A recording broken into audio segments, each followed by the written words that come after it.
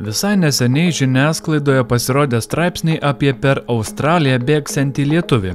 Tai Danielius Narauskas, keliautojas, kuris nelydimas jokios pagalbos, pasiryžo per vakarų Australiją per 90 dienų nubėgti apie 3700 km. Lietuvoje tai mažai girdėtas iššūkis. Nežinau, ar koks lietuvis iš viso į panašią bėgimo ekspediciją per Australijos sąlygas yra įveikęs. Keliautojas pasirinko bėgti per labai sudėtingą ruožą. Iš Perth miesto per dykumas į kaimelius Vilūną, tada Halls Creek ir baigiant ekspediciją Darvine. Viešai prieinamais duomenimis joks kitas bėgikas iki tol tokio maršruto nebuvo pasirinkęs. Apskritai juo keliauja paprastai tik visureigiais ar motociklais. Kelionės sudėtingumas mane nustebino, todėl nusprendžiau apie tai pasidomėti daugiau. Na, Lietuva garsina vis daugiau ekstremalų iš Lietuvos, ką labai smagu stebėti. Panaršius įvairius interneto forumus ir socialinius tinklus radau šimtų žmonių, kurie svarstė, ar lietuvis iš tikrųjų bėga šį savo maršrutą. Labai daug žmonių teigia, kad jis sukčiauja, o toks bėgimas iš viso neįmanomas. Neva jis sumanė dykai pakeliauti, pralopti iš rėmėjų ir televizijos, kuriai savo turinį tikėjosi parduoti. Pats pagrindinis dalykas, kodėl žmonės tai kvestionuoja, tai kad Danielius nesidalina savo statistiką ir GPS signalu. Nors ir segi sportinį laikrodį, kuriuo fiksuoja savo bėgimo greitį ir maršrutą, jo viešai neskelbia. Domintis šiuo iššūkiu bendravau su nemažai bėgikų, kurie sakė, kad dalintis ir pasipuikuoti savo Strava statistiką yra, galima sakyti, kiekvieno bėgiko didžiausias dopaminas. O ir prisiminkime kitas didžiausias lietuvių ekspedicijas. Aurimo Valujevičiaus ir Aurimo Mockaus lokaciją mes visi galėjome stebėti gyvai, kurioje vietoje jie yra, kokie kryptimi plaukia ir kokiu greičiu. Tuo dalinasi absoliučiai visi per Australiją bėgantys sportininkai. Ne tik dėl įrodymų, bet ir dėl saugumo, kad kam atsitikus būtų laiku suteikta pagalba. Jei lietuvis bėgtų dėl savęs, tai moralė ar sąžiningas bėgimas niekam nerūpėtų. Tačiau jis turi savo GoFundMe puslapį, kur žmonės jam aukoja ir dėkoja už Lietuvos garsinimą. Savo puslapyje keliautojas skelbia kolaboraciją su prekių ženklais, taip pat skelbiama, kad pasibaigus šiai ekspedicijai apie ją bus galima žiūrėti per Delfi televiziją, kas įtariu irgi Danieliui nebūtų be finansinės naudos. Taip pat prieš darant šį video pabendravau su labai daug maratonininkų ir klausimus uždaviau ultramaratonų forumuose bei australų grupėse. Ten man žmonės paaiškino, kad tokio ilgio maršruto neprofesionaliam ultramaratonininkui ir be jokios pagalbos prabėgti neįmanoma nei fiziškai, nei psichologiškai. Dažniausiai bėgantys per Australiją bėga pakrantėmis, kur dažni miestai ir kaimeliai. Bėgikus seka komanda, kuri dirba su logistika, gabena vandenį ir maistą, bei medicininę pagalbą, jei jos prireiktų. Aš gyvenau vakarų Australijos krūmynuose ir ta nuotrauka buvo padaryta arba tik prasidėjus kelioniai, arba tai apgaulė. Nes jau po poros dienų ten gyvenant absoliučiai viskas būtų raudona. Kepurė, marškinėliai, batai, kuprinė, viskas raudona, nuo geležies smėlyje. Jis per daug suknistai švarus, jo batai ir drabužiai atrodo nepriekaištingai. Visi bėgikai žino, jei to nėra Stravoje, tai niekada neįvyko. Nesidalinimas sekimu viską pasako. Nėra visiškai jokios priežasties, kodėl nesidalintum savo GPS informaciją. Skleisti savo signalą būtina dėl akivaizdžių priežasčių. Jau vien dėl to manau, kad ši kelionė visiška nesąmonė. Narauskas teigia, kad bėga be jokios pagalbos, nors tarp kaimelių šimtai ar net 1000 kilometrų maistą ir vandenį jam pakeliui atseit palieka kiti keliautojai, o jis dykumoje kartais prieina šulinių, kur pasipildo vandens atsargas. Jis neva kasnakt miega palapinėje. Dabar Australijoje žiema ir tose dykumose naktį temperatūra krenta iki maždaug 0 laipsnių, o dieną pakyla iki maždaug 20–24 laipsnių Celsijaus.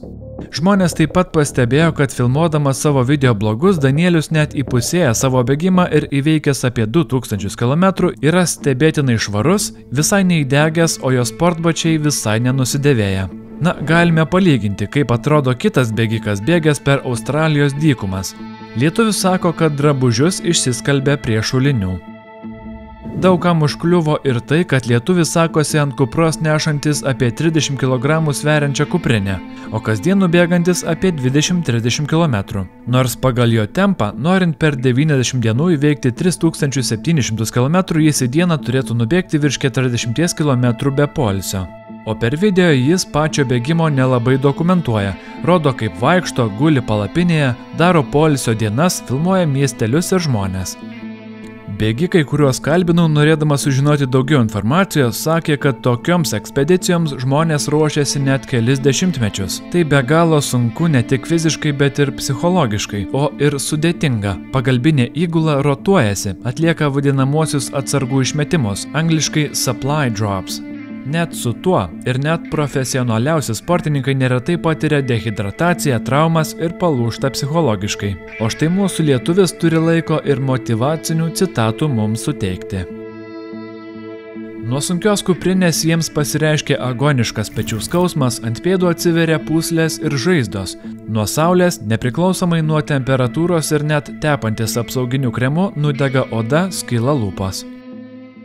Na, bet visa tai, ką dabar pasakiau, gali būti tik spėlionės ir sampratavimai. Ne vienas žmogus man siūlė pasidomėti šią temą, bet atėjęs iki šio taško supratau, jog aš negaliu nieko patvirtinti. Gal žmogus iš tikrųjų bėga ar eina tuos kilometrus ir tiesiog labai nemoka to komunikuoti, nemoka filmuoti ir neturi medinių įgūdžių. Tuomet bandžiau įstoti ir naršyti po vietinės Facebooko australų grupės. Ten kažką mačiusių surasti buvo sunku, tačiau nuėjus į tų apylinkių lankytinų vietų polapius, galėtumėte surasti vieną turus po Australijos dykumas rengiančią kompaniją pavadinimu Keogh's Adventures. Jie specialiais visureigiais su turistais keliauja pro būtent tas dykumas, kur bėga Danielius. Ir vartant jų naujausių socialinių tinklų nuotraukas, spėkit, ką pamačiau, ogi mūsų lietuvi.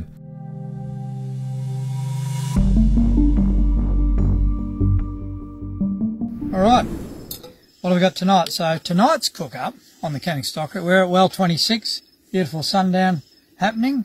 You can see over there, there we go. So we've got a few people here tonight. So doing up a Chinese stir fry. Pamaniau, gal koks sutapimas ir šiaip sau jie kartu stovyklavo, todėl nusprendžiau jiems parašyti. Ir ką jūs galvojat? Ši kompanija sako, kad Danielius su jais dykumą vyko automobiliu ir su jų turu nuvažiavo daugiau nei 1000 kilometrų.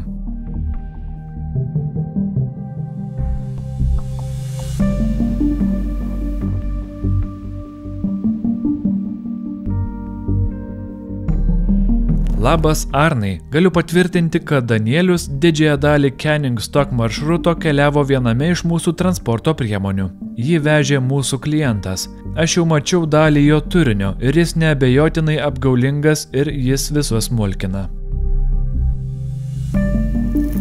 Mano bėgimo per Australiją laukia pati sunkiausia atkarpa – Canning Stock Road. Ten keliai atrodo maždaug taip. Tai yra 1900 km ruožas, kuris kerta net 3 dykumas ir kuriame nėra jokių gyventojų. Taip pat nėra jokio telefono ryšio ar pagalbos. Todėl ten būsiu visiškai vienas su savimi ir gamta. Aš nežinau, ar įmanoma įveikti tą kelią vienam, bet aš bandysiu.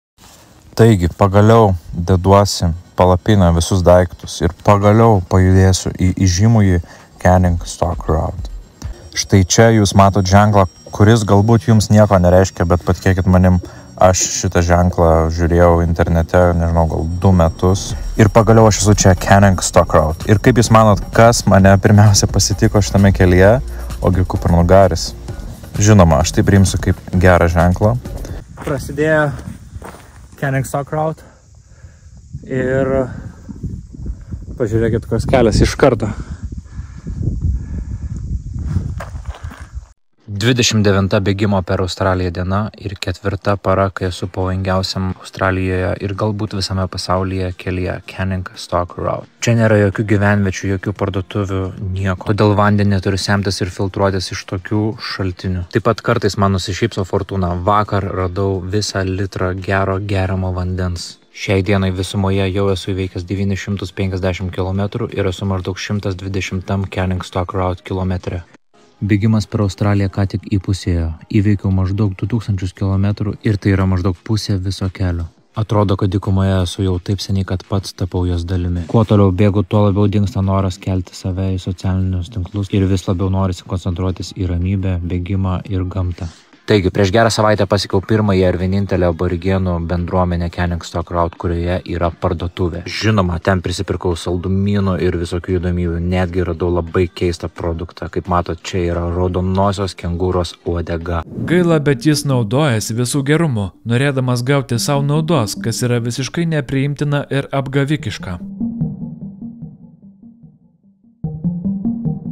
Mums visai nereikia tokių žmonių, kurie viską gadina nuoširdiems ir geriems žmonėms. Jie ten su grupėmis keliauja patogiai, geria vyną, kepa pyragus, gaminasi sočias vakarienės. Pats Danielius sako, kad juos sutiko stovyklavietėje, nors iš nuotraukų kitomis datomis matyti, kad jie kartu yra skirtingose lokacijose ir vyksta kartu.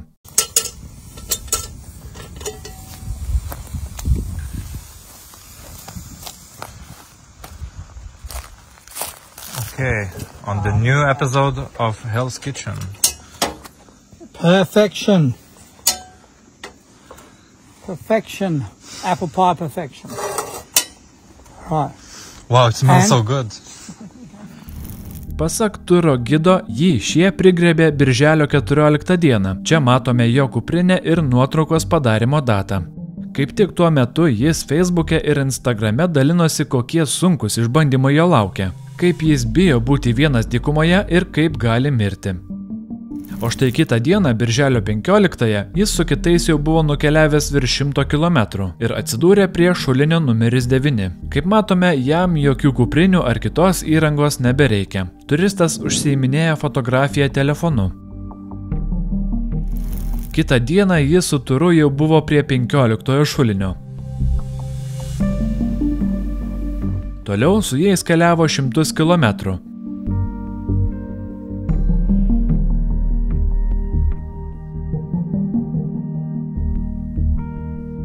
Tai viena paskutinių nuotraukų iš ekspedicijos džipu.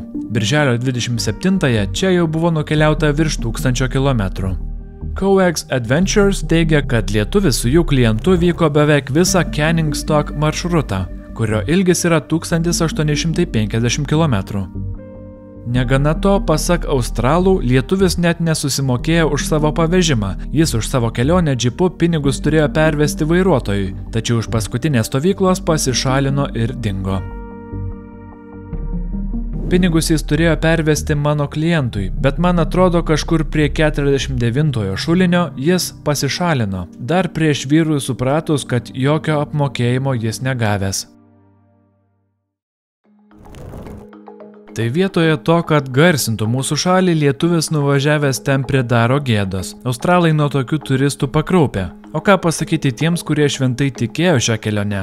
Siuntė piniginę ir emocinę paramą ir prekė ženklams, kurie pasitikėjo ir nutarė paremti didžiąją lietuvio ekspediciją. Danielius sakė, ruošėsi šiai kelioniai 2,5 metų, tačiau vizos klausimų išspręsti nesugebėjo. Būdamas dykumoje klausė lietuvių ir australų Facebooko grupėse, kaip jam prasitęsti 90 dienų vizą. Liko lygiai 100 dienų iki didžiausio iššūkio mano gyvenime. 4000 km bėgimo per Australiją. Viena didžiausių, pavojingiausių ir karščiausių pasaulio žemynų. Laikas tiksi, todėl pasiruošimas tik intensyvėja. Ir nors Lietuvoje šiuo metu žiema, turiu ruoštis alinančiam dykumų karščiui, susitikimui su plėšriais gyvūnais ir vienatvė.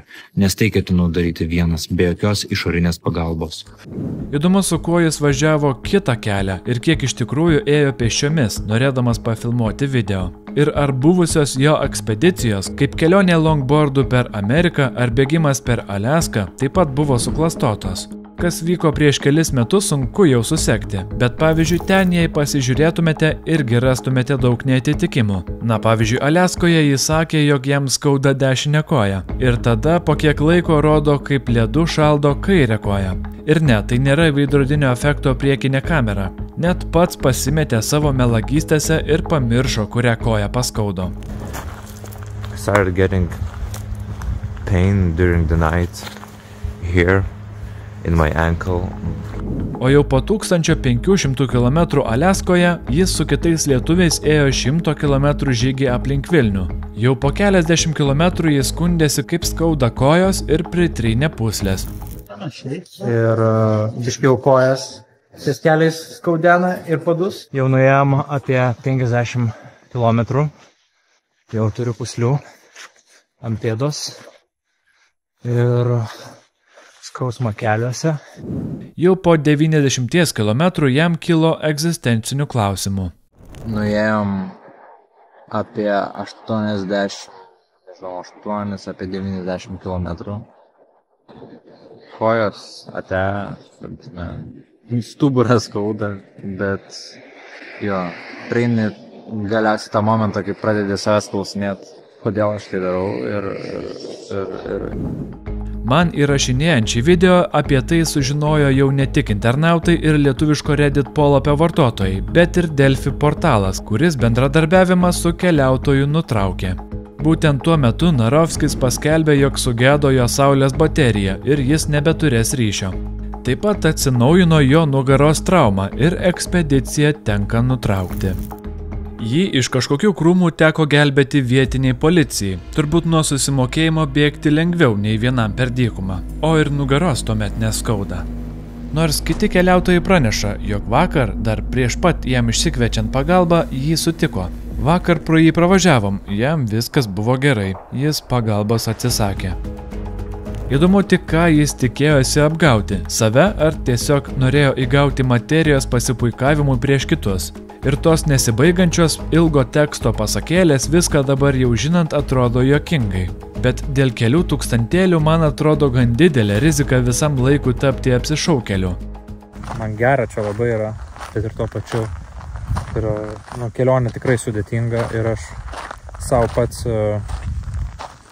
bent jau pradžiai prisimenu, tik kėliau klausimus, ar aš ne per didelį iššūkį savo išsikėliau.